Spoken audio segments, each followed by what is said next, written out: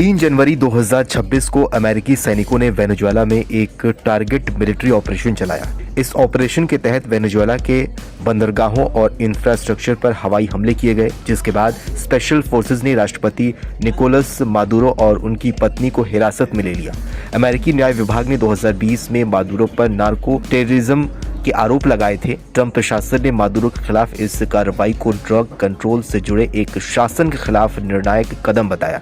Operation के बाद राष्ट्रपति ट्रंप ने कहा कि अमेरिका वेनेजुएला को चलाएगा और दुनिया के सबसे बड़े तेल भंडारों पर कंट्रोल का संकेत उन्होंने दिया। उन्होंने वेनेजुएला में तेल उत्पाद बढ़ाने के लिए अमेरिकी तेल कंपनियों को ले जाने की बात भी कही। हालांकि विदेश मंत्री मार्को रूबियो के बयान से अमेरिका की असली मंशा और साफ हो गई है।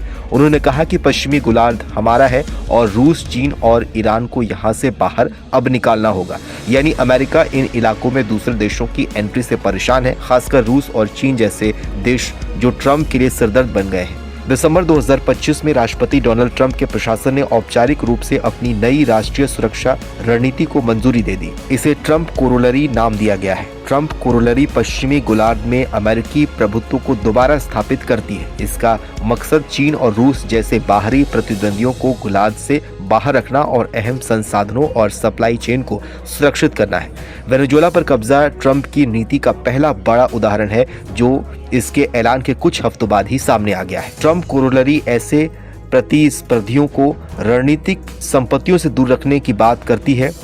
मादुरो की गिरफ्तारी के जरिए अमेरिका इन गठबंधनों को तोड़ना और वेनेजुएला को अपने हितों के हिसाब से चलाना चाहता है। वेनेजुएला के तेल पर कब्जा अमेरिका को मालामाल कर सकता है और इससे सप्लाई चेन भी मजबूत होगी। ट्रंप ने अपनी नई नीति में चीन को भी बड़ा संकेत दिया है। अमेरिकी कंपनियों के जरिए तेल उत्पाद की बात कहकर चीन को भी संकेत उन्होंने दिया और वेनेजुएला के तेल भंडारों पर अमेरिकी निगरानी रहेगी, उन्होंने इस बात को साफ कर दिया है। 2025 में ईरान में परमाणु ठिकानों पर कार्रवाई और अब वेनेजुएला में अपने ऑपरेशन की सफलता से ट्रंप ये संदेश देना चाहते हैं कि वो निर्णायक कदम उठाने से अब पीछे नहीं हटेंगे।